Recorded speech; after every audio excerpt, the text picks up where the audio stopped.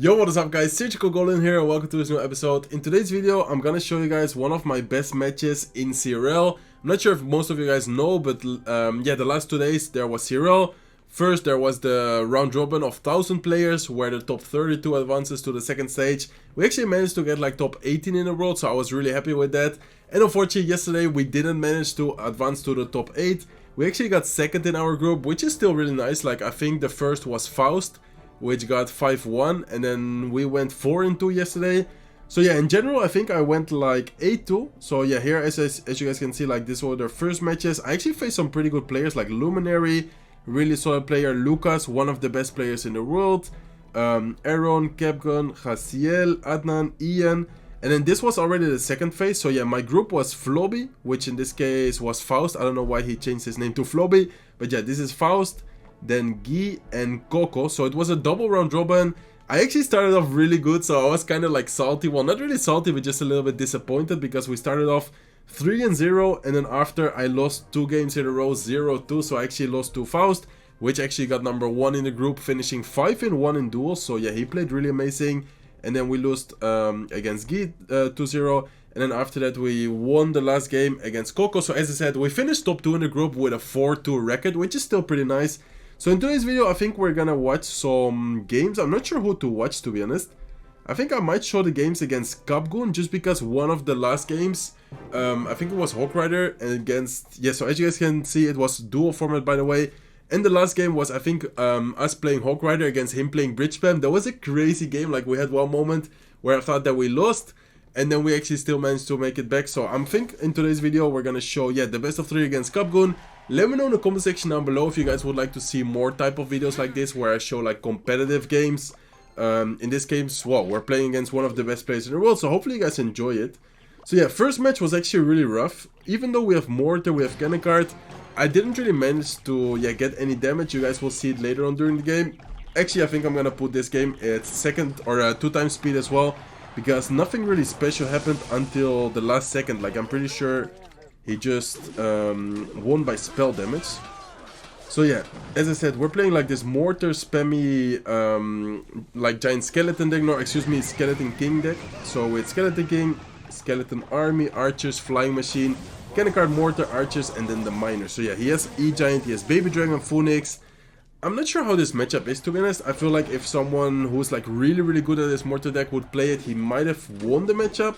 But yeah, Copcon was actually playing out of this mind. As you guys can see, he gets the miner with the cannon there. He was playing this really well, to be honest. And this best of 3, I think, was one of the best of 3s like from the weekend. Like, this is definitely one of the highlights, so that's also why I'm showing it.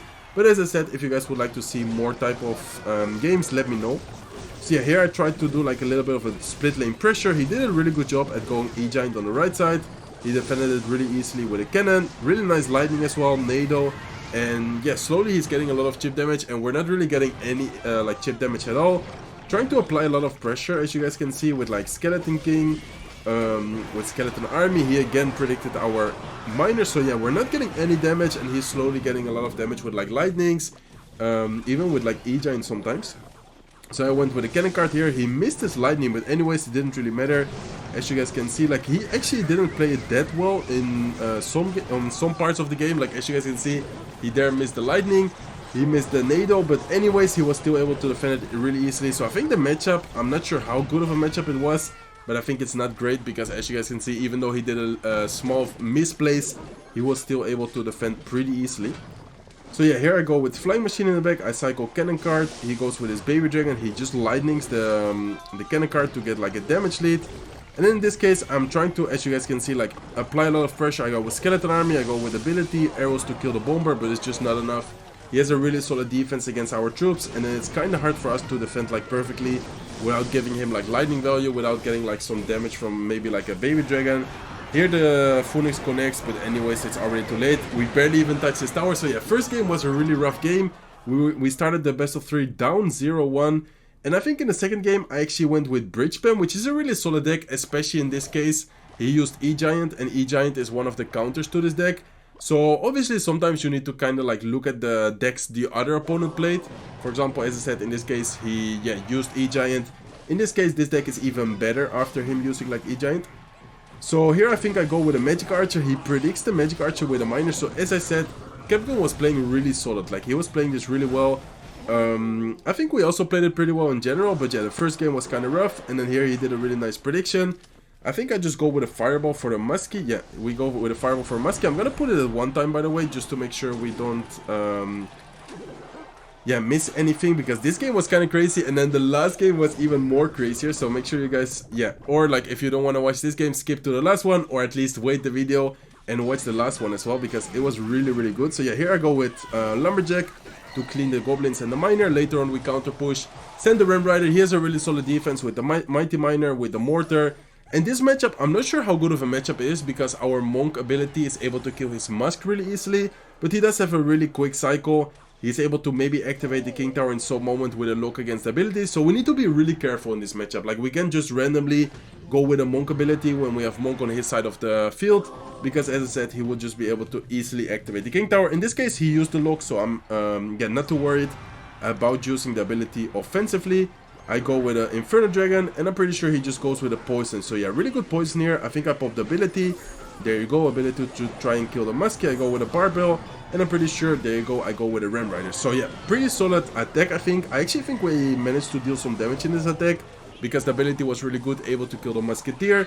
And then, okay, so he actually defended it really well with Goblin. So yeah, as I said, like, this matchup, I think it's not even that easy, but we were still able to end up winning it, because we did obviously win the best of 3, 2, 1. So let's see what was key. I'm not even sure what we did. Okay, so that was a nice ability, because it's still in range in the tower, kills the Musketeer, and then his Miner was trying to pull the Monk like backwards, but we still managed to get a good ability off. I go with Fireball. So yeah, I think this is the moment. Okay, so yeah, there was the moment I was thinking it was before, where we did some damage. Here the Inferno Dragon looks on for a little bit. Even if it's like 1 or 2 seconds, it still gets a good amount of damage. So here we're actually in the damage lead. Bring down the tower to 2224 HP. And let's see what he drops here. Okay, he goes with Mortar. I'm pretty sure I just go with Skeletons in the middle to distract, and then maybe like a Monk. Okay, so I actually decided to go offensive with a Monk. That's interesting. And then he goes with a Miner. This time it was able to distract the Monk, so that was a really good Miner from him. I still pop the ability, I think. Yeah, I still go with ability, just to make sure we take away that Musketeer. It's always worth it to pop ability against the Muskie, because of course you spend 1 elixir, and the Musketeer, well, is 4 elixir. So yeah, pretty solid trade so far. Our left side tower is down to 2536. So even though he's defending like pretty well, we're applying a lot of pressure, which means that he can't really attack. This case I actually ignore the Miner, because the right side tower isn't really that damaged. I go with Monk, I go with Lumberjack, Inferno Dragon there. I also go with Ram Rider, and I'm pretty sure I go with a Fireball. Okay, no, I first go with Barbell, and then later on I'm pretty sure I go with a Fireball for the Musketeer.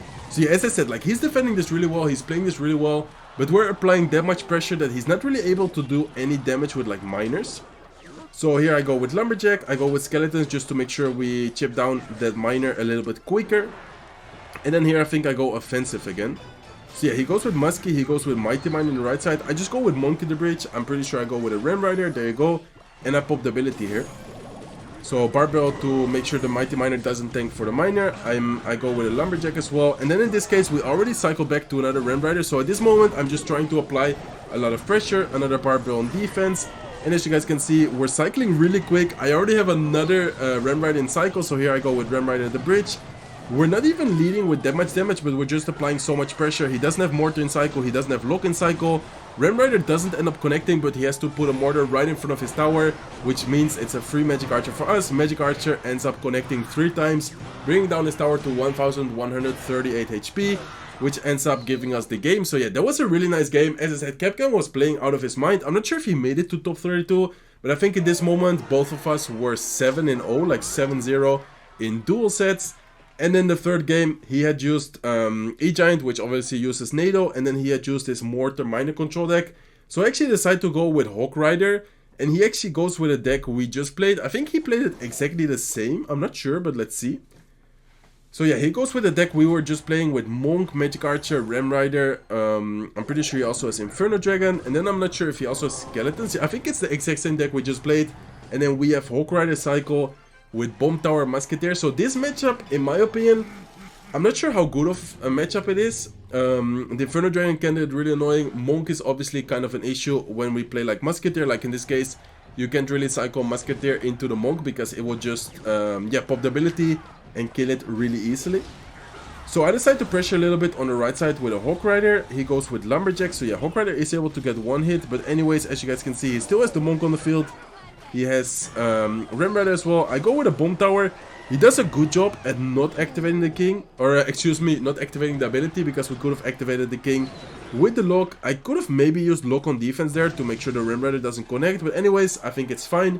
And then here I go with Hog Rider, knowing that he doesn't have neither the Lumberjack, neither the Monk cycle, so he goes with Inferno Dragon and Skeletons. Hog Rider still able to get one shot. So for him in this matchup, in some situations the Hog Rider is kind of annoying. Like, it's kind of hard to stop the Hog Rider fully, but anyways, he does have yeah, some good defenses. Like in general, Lumberjack is pretty solid, Monk is pretty solid. So we need to be careful when using the Hog Rider, because of course also afterwards he will always get a good counter push. So yeah, I go with Mighty Miner in the back. He goes with a Monk, I go with an Ice Spirit at the bridge trying to get some chip damage. He actually decides to go with Barbell, so that was good for us, forcing him to use quite a lot of Elixir. I cycle Lock. Maybe I shouldn't have cycled Lock, because the Lock, as I said, is kind of helpful to activate the King. So I'm pretty sure he might pop the ability, knowing that, yeah, there's no risk of us getting the King Tower activation. There you go, I go with Musketeer for the Inferno Dragon. I go with Ice Spirit, and I think I go with Hog Rider. I thought I would have Hog Rider to the left, like in the middle, trying to kite it towards the Musketeer, but anyways, that works as well, because in the meantime we get to double Elixir. I go with Goblins just to make sure he doesn't get any chip damage, and here I wasn't really nervous, but of course, you know that you're playing against a really good player. At this moment, I think both of us were 7-0, so there was definitely some pressure. I think everyone with A2 qualified to the next stage, so it was basically whoever wins this best of 3 secures his spot to, yeah, the next phase. So I go with Goblins, I go with ability, and here I was kind of scared.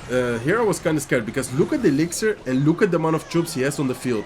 I go with Hog Rider trying to pull everything back, and I say good game here. So look at the Elixir, guys. Our tower goes down to 1,322, and I don't know how, but we managed to defend it. We didn't lose our tower, and then here he goes with Lumberjack in the bridge. I think he thought that we didn't have any Elixir, but we were yeah, still pretty good on Elixir. He goes with another Ram Rider on offense. I barely get the Bomb Tower down in time, and I don't know how I actually made this comeback, guys. So yeah, as I said, our tower all the way down to 1,115 HP. His left side tower was down, like we did deal a lot of damage to his left side tower because of the Hog Riders we used. But anyways, we're still down a lot of Elixir, and I feel like this bridge spam deck in double and in triple Elixir even gets better, because obviously it can make like more pressure.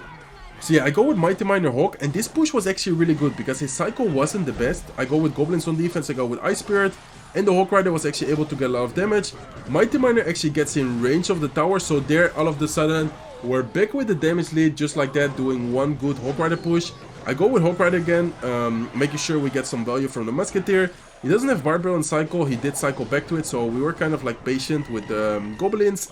I just go with Bomb Tower, and then later on I think I go with like either Mighty Miner or Goblins. Yeah, there you go, Goblins to distract. So all of a sudden his tower is down to 636 HP, so I thought from one moment that we lost the game, that we would lose the tower, to him having his tower all the way down to 636. So I actually went with Hog Rider there, thinking that he went with Magic Arch at the bridge. I go with a lock to activate the King Tower, but he deals a lot of damage. Our tower is all the way down to 685 HP, and this is looking kind of scary, I'm not gonna lie. I went with Goblins, I went with Bomb Tower, Ice Spirit to try and freeze everything. Didn't catch the Ram Rider, so I'm forced to go with a lock, and I cycle back to Goblins. I go with another Bomb Tower. Luckily for us, the Mighty Miner on the left side was still alive, because if not, it was impossible to defend that. We go with Goblins again, we go with a Bomb Tower high just to make sure the Ram Rider doesn't end up connecting, and in this case we get another good Earthquake. I go with Lock just to make sure the Magic Arch and everything dies, and at this moment he knows it's over, he says good game.